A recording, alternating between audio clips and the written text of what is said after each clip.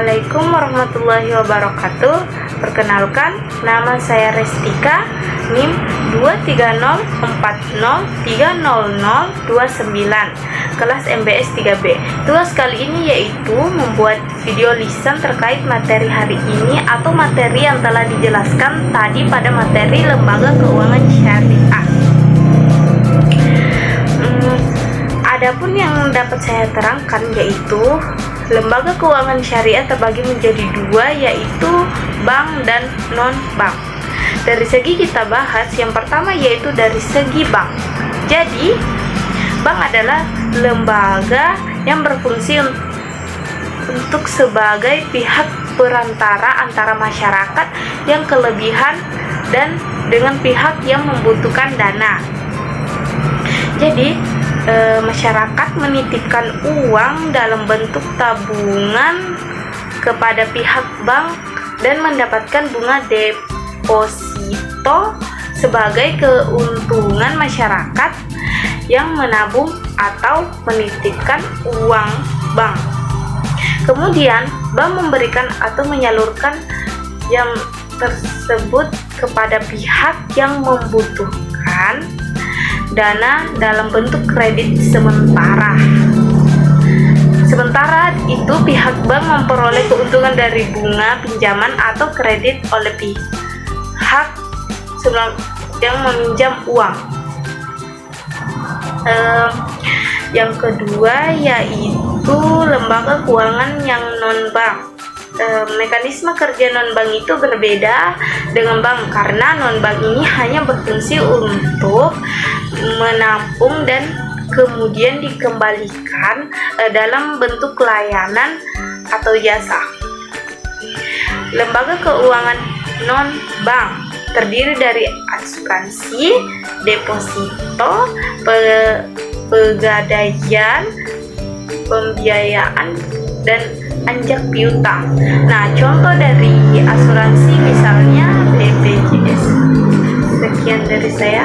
Assalamualaikum warahmatullahi wabarakatuh. Assalamualaikum warahmatullahi wabarakatuh. Perkenalkan, nama saya Restika, NIM 23040300029, kelas MBS 3B. Adapun yang dapat saya sampaikan yaitu reksadana syariah adalah instrumen investasi yang mengumpulkan dana dari banyak investor untuk dikelola dalam portofolio sesuai dengan prinsip-prinsip syariah Islam. Atau reksadana atau uang investor dalam portofolio dikelola agar mendapatkan keuntungan dengan berlandaskan pada syariah. Pengumpulan dana investor yaitu menginvestasikan dana tersebut dalam aset yang sesuai syariah. Dalam kurung itu saham, sukuk atau real estate. Mekanisme kerja reksadana dengan cara dana diinvestasikan dalam berbagai bidang untuk meminimalkan risiko. Penting untuk membuat kesepakatan di awal agar tidak terjadi kesalahpahaman antara pihak. Adapun manajer ini mampu menganalisa risiko sebab ia mempunyai kemampuan mendeteksi atau mengidentifikasi peluang dan ancaman suatu bisnis sehingga berani untuk menawarkan kepada masyarakat. Mungkin cukup sekian penjelasan yang terkait materi reksadana syariah. Wabillahi taufiq wal hidayah. Wassalamualaikum warahmatullahi wabarakatuh. Assalamualaikum warahmatullahi wabarakatuh. Perkenalkan, nama saya Restika, NIM 23040300029 dan kelas MBS 3B. Tugas kali ini yaitu membuat video lisan terkait materi yang telah dijelaskan pada mata kuliah Lembaga Keuangan Syariah. Adapun yang dapat saya terangkan yaitu pasar modal. Ada beberapa instrumen dalam berinvestasi di mana masyarakat lebih mengenal berupa emas atau properti. Namun tidak banyak yang mengetahui tentang pilihan investasi melalui pasar modal. Dengan memilih berinvestasi menggunakan capital market atau pasar modal ini tidak hanya memberi peluang kepada masyarakat untuk mendapatkan keuntungan, namun juga berperan aktif dan meningkatkan kondisi perekonomian dalam negeri. Pasar modal merupakan kegiatan yang berhubungan dengan penawaran umum dan perdagangan efek. Perusahaan publik yang berkaitan dengan efek yang diterbitkannya serta lembaga dan properti yang berkaitan dengan efek. Pasar modal bertindak sebagai penghubung antara para investor dengan perusahaan maupun instansi pemerintah melalui perdagangan instrumen melalui jangka panjang seperti obligasi, saham, dan lainnya. Adapun obligasi sebagai produk investasi menguntungkan. Jika Anda baru memiliki niat untuk melakukan investasi, mungkin Anda bisa mempertimbangkan obligasi sebagai produk investasi terbaik. Memang obligasi tidak memiliki popularitas seperti saham sebagai produk investasi, namun obligasi bisa jadi pintu masuk Anda dalam memulai investasi yang dapat menambah penghasilan Anda semasa masih produktif bekerja. Sebagai pengenalan, obligasi merupakan sebuah produk investasi yang dapat ditemukan di pasar modal. Obligasi berupa surat pernyataan utang yang diterbitkan oleh pihak terkait, biasanya datang dari pemerintah atau koperasi, namun bisa juga diterbitkan oleh perseorangan. Obligasi sebagai produk investasi terbaik ini juga bisa diaplikasikan untuk jenis investasi jangka panjang maupun jangka pendek, karena biasanya memiliki waktu jatuh tempo mulai dari 1 tahun hingga 10 tahun.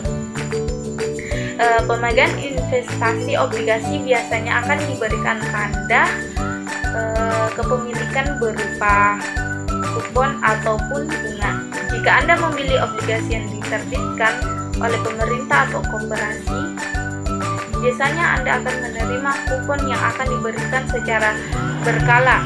Kupon ini berupa bukti atau tanda atas keuntungan yang Anda miliki saat berinvestasi obligasi. Keuntungan untuk mendapatkan pendapatan tetap menjadi obligasi jadi salah satu produk investasi terbaik yang bisa Anda miliki. Sekian dari saya. Wassalamualaikum warahmatullahi wabarakatuh. Assalamualaikum warahmatullahi wabarakatuh. Perkenalkan, nama saya Restika, NIM 23040300029 dan kelas MPS 3B. Tugas kali ini yaitu membuat video lisan terkait materi yang telah dijelaskan pada mata kuliah Lembaga Keuangan Syariah. Adapun yang dapat saya terangkan yaitu pasar uang. Pasar uang adalah bagian dari pasar keuangan yang memperdagangkan instrumen keuangan jangka pendek atau kekurangan dari 1 tahun dengan likuiditas tinggi dan risiko rendah. Instrumen yang diperjualbelikan di pasar uang biasanya memiliki jatuh tempo singkat dan digunakan untuk memenuhi kebutuhan dan sementara atau pengelolaan kas. Beberapa instrumen pasar uang yang umum antara lain adalah sertifikat Bank Indonesia atau SBI, surat berharga pasar uang atau SBPU, deposito berjangka, dan komersial paper atau CP. Contoh kasus pasar uang yaitu misalnya sebuah perusahaan membutuhkan dana sementara untuk menutupi pengeluaran operasional, tetapi tidak ingin meminjam dari bank karena suku bunga pinjaman yang tinggi. Sebagai alternatif, perusahaan tersebut dapat menerbitkan komersial paper atau CP di pasar uang. Investor yang membeli CP tersebut akan menerima kembali dana setelah jangka waktu tertentu, misalnya 3 atau 6 bulan, dengan ketentuan berupa bunga. Bagi perusahaan ini lebih murah dibandingkan meminjam dari bank. Sementara bagi investor, CP memberikan pengembalian yang lebih tinggi daripada menyimpan uang di tabungan. Sekian dari saya. Wassalamualaikum warahmatullahi wabarakatuh. Assalamualaikum warahmatullahi wabarakatuh. Perkenalkan, nama saya Rizkika, NIM 230403029, kelas MTS 3B. Tools kali ini yaitu membuat video lisan terkait materi yang telah dijelaskan pada mata kuliah Lembaga Keuangan Syariah.